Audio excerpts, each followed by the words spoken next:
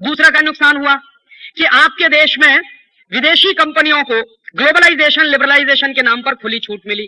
क्या कह के कहा गया कि अगर विदेशी कंपनी नहीं आएगी तो कंपटीशन कैसे होगा मार्केट में, और कंपटीशन नहीं होगा तो भारतीय कंज्यूमर को फायदा कैसे मिलेगा मार्केट में। तो विदेशी कंपनियों को खुली छूट देनी ही पड़ेगी ताकि डोमेस्टिक इंडस्ट्री कंपटीशन में आ सके। तो आप देखिए, जब ग्लोबलाइजेशन शुरू हुआ था, नया नया था, तो पेप्सी आया था, कोका कोला आया था और इस देश में उनको बुलाया गया था। उसी के साथ साथ एक इंडियन कॉम्पिटिटर भी था, पार्ले प्रोडक्ट्स। तो उसका थम्स अप था मार्केट में, उसका लिम्का था मार्केट में, कोका कोला था मार्केट में और लहर पेप्सी था मार्केट में। तो दो बाहर से आई हुई कंपनियां थी और एक इंडियन कंपनी थी। और इंडियन कंपनी पार्ले प्रोडक्ट्स तो बहुत बड़ी है, इसके साथ साथ कैंपा भी था, चरणजीत सिंह वाला 77 जो बेचा करता था। और कैंपा के साथ साथ एक और था, गोल्ड स्पॉट। भले ही छोटी कंपनी थी लेकिन मार्केट में कॉम्पिटिटर के रूप में तो उनकी हैसियत थी ही। तो क्या हुआ कि नया नया जब ग्लोबलाइजेशन शुरू हुआ था तो ऐसा माना जाता है कि उस समय कंपटीशन नहीं था। कंपटीशन तो तब होगा जब मल्टीनेशनल को खुली छूट मिलेगी। तो उस समय क्या होता था, आप प्राइसिंग में पैरिटी करके देख लीजिए। हिंदुस्तान में जब पेप्सी नया नया बिकने के लिए आया, कोका कोला नया नया बिकने के लिए आया, तो उस समय पेप्सी की बोतल बिकती थी 3.25 रुपए की, 3 रुपए 25 पैसे की पूरे देश में। कोका कोला भी 3.25 रुपए का था और थम्स अप उस समय 3.5 रुपए का था। तो थम्स अप वाले को भी अपने दाम कुछ कम करने पड़े, उसने भी 3.25 रुपए का किया। तो पेप्सी 3.25 रुपए का, कोका कोला 3.25 रुपए का, गोल्ड स्पॉट भी 3.25 रुपए का, माने नॉर्मल 3 रुपए 25 पैसे से 3 रुपए 50 पैसे के रेंज में सभी बोतलें बिका करती थी इस देश में। फिर क्या हुआ, चूंकि विदेशी कंपनियों को खुली छूट है, उन्होंने मार्केट में इंडियन कंपनियों को टेक ओवर करना शुरू कर दिया, जैसे साउथ कोरिया में हुआ। साउथ कोरिया की बड़े बड़े पब्लिक सेक्टर और वहां के प्राइवेट सेक्टर की कंपनियों को जिस तरह से अमेरिकन कंपनियों ने टेक ओवर किया, वैसे ही भारत में भी शुरू हो गया। तो क्या हुआ, एक दिन हमको अखबार में खबर मिली कि पूरा का पूरा पार्ले प्रोडक्ट चला गया कोका कोला के कंट्रोल में। अब आप जरा इस बात पर ध्यान दीजिए कि पेप्सी और कोका कोला अगर इस देश में कंपटीशन करने के लिए आए थे तो उन्होंने पार्ले को टेक ओवर क्यों किया। अगर आप मानते हैं कि वो बहुत बड़े कॉम्पिटिटर हैं तो पहलवान बनकर कुश्ती लड़ते भारत के बाजार में आके, और पार्ले भी चलता, गोल्ड स्पॉट भी चलता, पेप्सी भी चलता, कोका कोला भी चलता, तभी तो मैं मानता कि कंपटीशन है।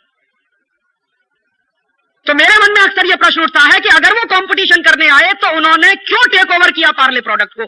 और भारत सरकार अगर ये कहती है कि हम कंपटीशन चाहते हैं मार्केट में, तो भारत सरकार ने क्यों टेक ओवर होने दिया पार्ले प्रोडक्ट को। क्योंकि यह बात तो भारत सरकार भी जानती थी कि अगर पार्ले चला जाएगा तो उनके सामने कोई कंपटीटर नहीं रहेगा। गोल्ड स्पॉट की कोई औकात नहीं थी, कैंपा की कोई औकात नहीं थी, चरणजीत सिंह पहले ही सरेंडर कर चुके थे उनके सामने, और वो तो तैयार बैठे थे कि अगर पार्ले जाता है तो हम भी किसी ना किसी कंपनी के साथ कोई ना कोई ज्वाइंट वेंचर कर लेंगे। तो हुआ क्या, कंपटीशन के नाम पर मल्टीनेशनल की मार्केट में मोनोपोली एस्टेब्लिश हो, इसके लिए भारत सरकार ने खुली छूट दी और कोका कोला ने पार्ले को टेक ओवर कर लिया। पार्ले चला गया और मार्केट से धीरे धीरे जितने इंडियन कॉम्पिटिटर थे सब मार्केट से बाहर हो गए, या तो पेप्सी के कब्जे में चले गए या कोका कोला के कब्जे में चले गए। अब देखिए कितना कंपटीशन हो रहा है इस मार्केट में कि 3.25 रुपए में जो पेप्सी कोला बिकता था अब वो 10 रुपए में हम पी रहे हैं और कह रहे हैं कंपटीशन हो रहा है मार्केट में, और झक मार के पी रहे हैं।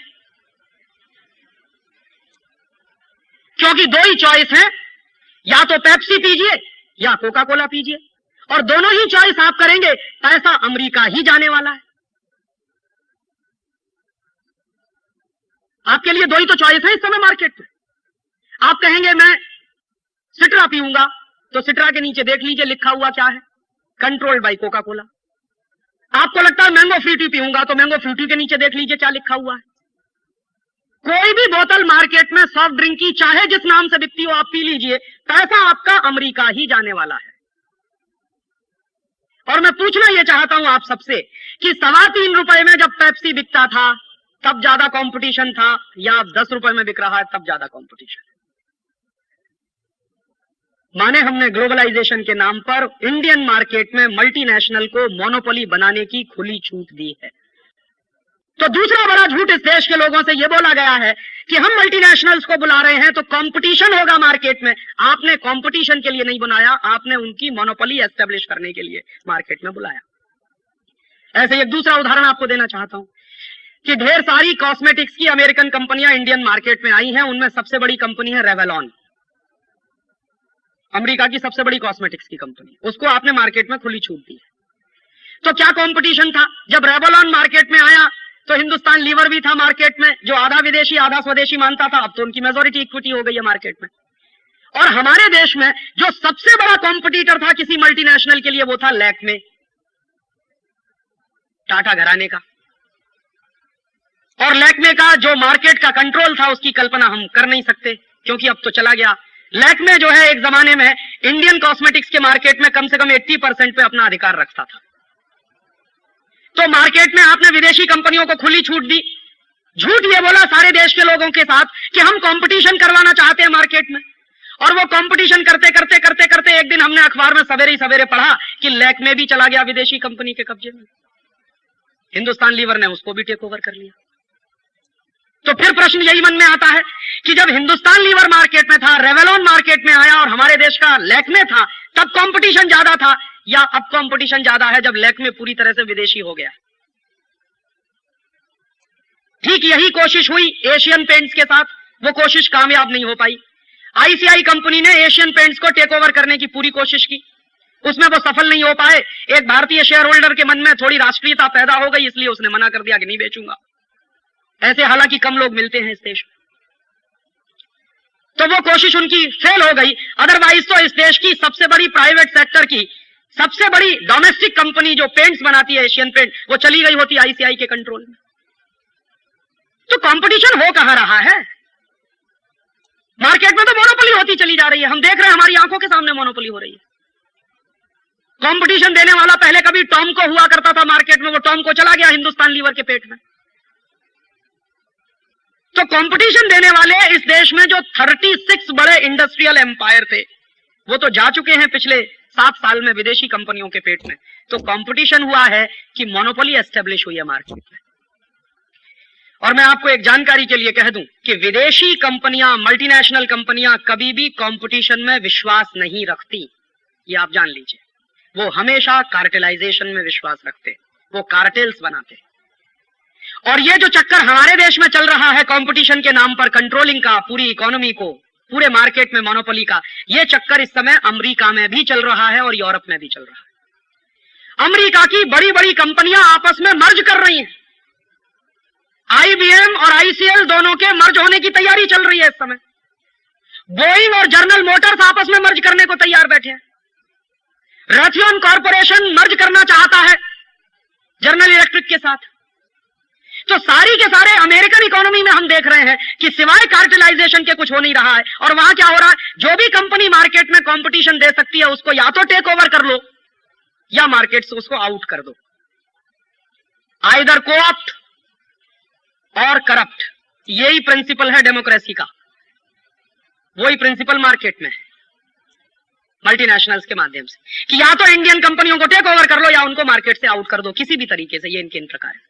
तो कंपटीशन हुआ कहां है मार्केट में पिछले 7 साल में? और फिर एक दूसरी बात और कहना चाहता हूं आपसे कि कंपटीशन किसका किसके बीच हो सकता है। कंपटीशन शब्द की डेफिनेशन है, अगर उसको समझने की हम कोशिश करें तो कोई 19-20 का पार्टनर हो तो उनमें कंपटीशन हुआ करता है। लेकिन ऐसा नहीं हो सकता कि एक तरफ बेन जॉनसन खड़ा है और दूसरी तरफ एक टांग वाला कोई नौजवान खड़ा है और आप कहो कि 100 मीटर स्प्रिंट दौड़ो। वहां कंपटीशन नहीं हुआ करता कभी भी। मैं कहना यह चाहता हूं कि एक तरफ तो दुनिया के 56, 60, 70, 75 देशों में व्यापार करने वाले मल्टीनेशनल्स हैं, जिनका एक एक साल का टर्नओवर भारत सरकार के नेशनल बजट से कई कई गुना ज्यादा है। और दूसरी तरफ हमारे देश की स्मॉल स्केल इंडस्ट्रीज हैं जो 50,000 में, 1 लाख में, 10 लाख में, 1 करोड़ में, 2 करोड़ में काम करती हैं। तो 1 करोड़ 2 करोड़ में काम करने वाला आदमी 500 करोड़ वाले के साथ कंपटीशन करेगा कि उसके पेट में समा जाएगा? कैसे संभव है ये तो आप कंपटीशन शब्द का बेइज्जती कर रहे हैं कहकर कि हमारे स्मॉल स्केल को उनके साथ कंपटीशन करना चाहिए। वो तो कभी संभव नहीं हो सकता।